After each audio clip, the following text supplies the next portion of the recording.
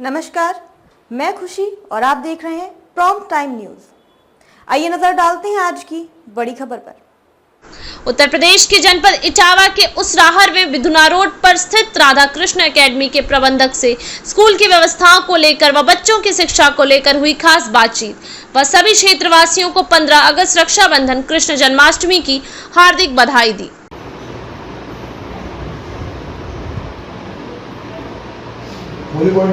First of all sir, हमारे channel में आपका वेलकम है। आप हमें अपना वैल्यूएबल टाइम दे रहे हैं, उसके लिए आपका बहुत बहुत धन्यवाद और बहुत बहुत आभार। मैं और मेरे दर्शक एक बार आपका परिचय जानना चाहेंगे और विद्यालय का पूरा नाम। परिचय से पहले हम आपका स्वागत करते हैं कि जो आपने अपना कीमती समय विद्यालय में दिया और शिक्षा क्षेत्र की बारीकियों को जानने का प्रयास कर रहे हैं, समाज के लिए जागरूकता का प्रयास कर रहे हैं जी। और मैं राधा कृष्ण एकेडमी से सुभाष यादव नाम है। बिल्कुल सर जी। ओके, और हमारा जो विद्यालय है कब से संचालित है? ये विद्यालय 17-18 से संचालित है, मतलब अराउंड 17। ओके, अराउंड 6 और 7 ईयर्स कम्प्लीटली हो चुके हैं। इसमें 2 ईयर का बस ये है कि लॉकडाउन हो गया था। हाँ, कोरोना टाइम में जी। बिल्कुल सर। तो this is a rural area, you know, कहीं ना कहीं आपने रूरल एरिया में विद्यालय ओपन किया, तो क्या मोटिव रहा विद्यालय ओपन करने का? मोटिव ये रहा था कि जब यहाँ मैंने देखा, इससे पहले मैंने अपने खुद के बच्चे जैसे ये पास के जो कस्बे हैं उसराहर है या यहाँ भेजे जी, तो यहाँ मैंने देखा कि उनको कोई बर्तन नहीं सही से मिलता। बिल्कुल सर। और जैसे मैंने स्कूल वालों से जाके हेड से मिले, जो हेड कर रहा है उससे मिले, उससे कंप्लेन की, फर्स्ट डे की कोई इम्प्रूवमेंट नहीं मिला, सेकेंड डे की, कई बार की। फिर मैंने सोचा ये सोचेंगे कहाँ से सर का एडमिशन ले लिया है, तो मैंने चलो कहने ही बंद कर दिया। फिर मैंने नेक्स्ट ईयर में दूसरे स्कूल में बच्चे को पढ़ कराया है। बिल्कुल। तो वहाँ पे भी वही प्रोसेस। ऐसे मैंने सारे, उसके बाद बहुत सारे गार्जियन से अवगत हुए कि हमने की क्या स्थिति, ऐसी स्कूल की हर स्कूल की है। तो बोले सर ऐसी स्थिति हर स्कूल की है कि जो प्रॉपर ना वर्क मिलता है, ना बच्चों को कोई भी एक्टिविटी क्लासेज हैं। तो मेरे दिमाग में, अच्छा मैं जब 6th में पढ़ता था जी, तब से मेरे दिमाग में टीचिंग के प्रति मेरा मोटिव रहा। बिल्कुल सर। तो मैं 6th से कोचिंग पढ़ा जी, और जब से कोचिंग पढ़ाया है 6 से लेके जब तक पढ़ाया, ये स्कूल ओपन से पहले था जी, तब तक किसी बच्चे से कोई फी नहीं।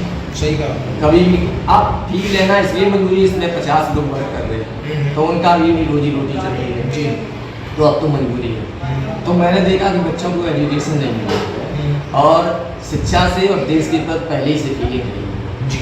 तो मैंने कहा कि चलो एक एजुकेशन क्षेत्र में काम करके देश सेवा करने का। कहीं ना कहीं रूरल एरिया आपको लगा कि यहाँ और पर फैसिलिटी उस टाइप की नहीं है, हाँ, जिस टाइप की हमें करनी चाहिए, जैसी होनी चाहिए। तो कहीं ना कहीं मोटिव आपका यही रहा कि रूरल एरिया में एक अच्छा विद्यालय रेडी कर। हाँ, मतलब मोटिव यही रहा कि जो लोग शिक्षा माफिया हैं या बहुत लोग विद्यालय शिक्षाविद हैं, वो शहरों में स्कूल खोलते हैं क्योंकि यहाँ पे फीस की बहुत बड़ी समस्या रहती है। तो मैंने सोचा कि चलो उनसे हटके गांव, गरीब, कमजोर किसानों और मजदूरों के बच्चों को शिक्षा का स्तर उनका एलिवेट करके बहुत अच्छे कुछ ना कुछ समाज के लिए 900 है।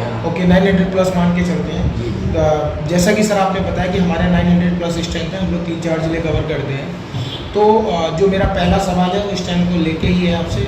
आपने देखा होगा, जैसा आपने बताया 900 प्लस है, तो मैं समझता हूँ उस 900 प्लस की स्ट्रेंथ में सभी बच्चे एक समान नहीं होंगे। कई बच्चे पढ़ने में बहुत अच्छे होंगे, कई वीक भी होंगे, कई मीडियम भी होंगे। तो जो वीक बच्चे होते हैं उनको आप कैसे परफेक्ट बनाते हैं? क्या स्ट्रेटजी होती है आपके मैनेजमेंट की? वीक स्टूडेंट जो होते हैं तो सबसे पहले जो सब्जेक्ट टीचर है उससे, जो क्लास टीचर है उससे वीक स्टूडेंट की सूची अलग से बनाते हैं। प्रत्येक क्लास की सूची अलग से होगी जी। जैसे किसी में छोटी क्लासेज में जो वर्क हाथ से देते हैं तो या कुछ बच्चों को जो लेवल जिनका 1 है उनको बोर्ड पे काम दे दिया, और जो वीक बच्चे हैं उनको हैंड से वर्क देते हैं, मोटिवेट करते हैं, उत्साहित करते हैं बच्चों को और उनके लिए स्पेशल क्लास भी देते हैं। बहुत अच्छे सर। दूसरा, हमारे यहाँ टीचर्स कितने हैं सर? टीचर्स इस समय 40 प्लस। ओके, जैसा कि सर आपने बताया 40 प्लस हमारे यहाँ टीचर्स हैं। कहते हैं ना कि हमारे देश में शिक्षक को भगवान का दर्जा दिया गया है। कहते हैं अगर शिक्षक बेहतर होगा तो ही शिक्षा बेहतर होगी। तो कहीं ना कहीं आपने देखा होगा जो शिक्षक है वो इस जिम्मेदारी को जैसे उनको जो दर्जा दिया गया है, तो कहीं ना कहीं कुछ शिक्षक अपनी जिम्मेदारी को बखूबी समझते हैं कि मुझे मेरी क्या जिम्मेदारी है, और अगर मैं अपना वर्क सही तरीके से करूँगा तो कहीं ना कहीं मेरे सही तरीके से वर्क करने से बच्चों का जो भविष्य है वो उज्जवल होगा। और कई टीचर्स इसके विपरीत भी होते हैं जो कि कहीं ना कहीं उन्हें सिर्फ और सिर्फ वो टाइमिंग पे फोकस करते हैं और सैलरी पे फोकस करते हैं। तो इस तरह के जो टीचर्स होते हैं इनके लिए किस तरह के मीटिंग्स और गाइडलाइंस होनी चाहिए ताकि जो आपके बच्चे हैं उनका भविष्य अंधकार की तरफ ना जाए? नहीं, जो टीचर्स जैसे अपने काम की जिम्मेदारी से हटते हैं जी। उनको सबसे पहले प्रिंसिपल सर उनको मीटिंग लेते हैं जी। उनको पर्सनली बताते हैं जी। आपका क्या मोटिव होना चाहिए। एजुकेशन का उद्देश्य केवल ये नहीं है कि हम अर्निंग करें, नहीं, बिल्कुल। एजुकेशन के साथ साथ हम पहले देश के नागरिक हैं तो देश हित में भी हमारा कुछ बनता। तो पहले तो उनके जो नैतिक जो गुण हैं जी। उनको एलिवेट करके उनको मोटिव करके उनमें उत्साह या उनको कोई गाइडलाइन दी जाती है। अगर उससे भी नहीं आते तो हम लास्ट में हम भी मीटिंग लेते हैं जी। उसके बाद भी अगर सही है तो उनको टर्मिनेट करते हैं। बहुत अच्छे से। दूसरा आपने देखा होगा कई बच्चे पढ़ने में बहुत अच्छे होते हैं बट कहीं ना कहीं उनके अंदर एक डर होता है, वो अपने टीचर से क्वेश्चन पुट अप नहीं कर पाते। जब आपका बच्चा टीचर से क्वेश्चन पुट अप नहीं कर पाएगा तो जो बच्चा परफेक्ट है वो भी वीक हो जाता है। तो इस तरह के जो बच्चे होते हैं इनका आप डर कैसे निकालते हो, कैसे बच्चों को मोटिवेट करते हो ताकि आपका जो परफेक्ट बच्चा है वो वीक ना हो? सबसे पहले हमारी मीटिंग में जब हम टीचर से मीटिंग करते हैं, हम प्रिंसिपल से मीटिंग करते हैं, प्रिंसिपल को भी बोलते हैं और हम मीटिंग लेते हैं। तो ये मेरा कहना होता है कि सबसे पहले आपका नज़र जो आखिरी बेंच पे बच्चा बैठा है वो भी देश का भविष्य, आप उसकी तरफ भी देखें। मेरा मतलब था आपका मोटिव पूरे बच्चों को, सारे बच्चों को होना चाहिए। और जो बच्चा वीक है या नहीं बोल पा रहा है, जो बच्चा जानकार कम होता है वो कम बोलता ही है, इनिशियली होता है हर जगह में, तो उसको आप पहले ध्यान दें, उसको बहुत ज़्यादा फ्रेंडशिप से व्यवहार करें उसके साथ जिससे कि वो अपनी बात रख सकें और अपनी बात कह सकें। बिल्कुल सर। कंपटीशन का टाइम है, कॉम्पिटिटर बहुत ज़्यादा है। हमारे विद्यालय में ऐसा क्या यूनिक है जो गार्जियंस अपने बच्चों की एडमिशन हमारे विद्यालय में कराएं? देखिए हमने जब पहले साल ओपन किया था जी। तो उस समय हम पूरे क्षेत्र में भ्रमण किए। बिल्कुल सर। मैंने कहा हमें एक मौका दीजिए जी। लोगों ने मौका दिया, हमें भरोसा था क्योंकि मैं पहले से बहुत ही एजुकेशन पर तो ये कॉन्फिडेंट था जो एरिया के लोग, बिल्कुल सर, बिल्कुल। तो उन्होंने उस भरोसे के कारण बच्चे लिए। उसके बाद मैंने स्कूल में मीटिंग्स ली जी। फर्स्ट ईयर में मैंने बहुत मीटिंग ली जी।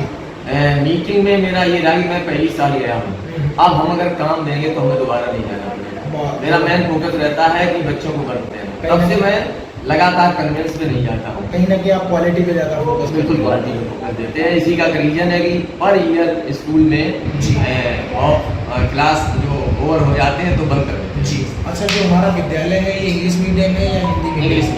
इंग्लिश मीडियम है। ये रूरल एरिया है, थोड़ा सा बच्चों को कवर करने में समय लगता होगा, क्या स्ट्रैटेजी होती है, कैसे रूरल एरिया के बच्चों को आप जो है मैनेज करके चलते हैं, गार्जियंस को कैसे मैनेज करते हैं उसके बारे में? देखो ये तो मान लीजिए कि वेरिएशन है समाज में जी। और रूरल एरिया में है तो इंग्लिश का क्या वो सब हिंदी नहीं जानते हैं जी। तो ये स्टूडेंट के सामने बहुत बड़ी समस्या है, चुनौती है। पूरे देश की बात कर रहे हैं कि जो इस समय जो बहुभाषी शिक्षण चल रहा है जी। इसमें कहीं बच्चा कहीं हिंदी जानता है वो इंग्लिश चल रही है, कहीं बच्चा इंग्लिश जानता है और दूसरी लैंग्वेज चल रही है, बिल्कुल। तो वहाँ बच्चों को प्रॉब्लम होती है। इसके लिए हमारा मेन मकसद है जब बच्चा आया है जी।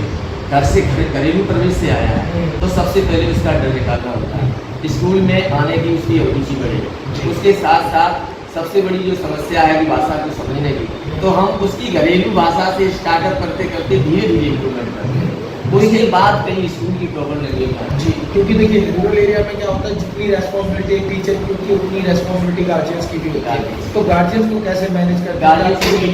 गार्जियंस को मीटिंग्स लेते हैं जी। मीटिंग्स में बताते हैं भाई बच्चा हमारे पास 4 घंटे रहता है जी। आपके पास 20 घंटे रहता है, बिल्कुल। तो इसमें आपकी जिम्मेदारी क्या है और ये जिम्मेदारी आपके भविष्य के लिए, आपका भविष्य है, आपका घर का भविष्य है, बिल्कुल। इसीलिए आप अपना योगदान दें, रिकमेंड करें। बहुत अच्छे। जो भी इंटरव्यू मैंने आपका किया सर ये अराउंड 40-45 किलोमीटर के रेंज में सर्कुलेट होगा, तो एक बार हमें विद्यालय का पूरा नाम और एड्रेस और एक कॉन्टैक्ट नंबर, अगर कोई कॉन्टैक्ट करना चाहे एडमिशन को लेकर तो किस तरीके से कर सकते हैं उसको? जी, विद्यालय का नाम तो राधा कृष्णा अकेडमी पुरेला है जी। और इसका कॉन्टैक्ट नंबर है जी, ऑफिस कॉन्टैक्ट है 9411 जी 030 जी। ओके, अभी जो 15 अगस्त का समय है। खबरों में अब तक के लिए बस इतना ही। फिर होगी आपसे मुलाकात ऐसी ही एक बड़ी खबर के साथ। तब तक के लिए नमस्कार और देखते रहिए प्रॉम्प्ट टाइम न्यूज। ऐसे ही लेटेस्ट अपडेट्स के लिए हमारे चैनल प्रॉम्प्ट टाइम न्यूज को सब्सक्राइब करें और बेल आइकन प्रेस करना ना भूलें।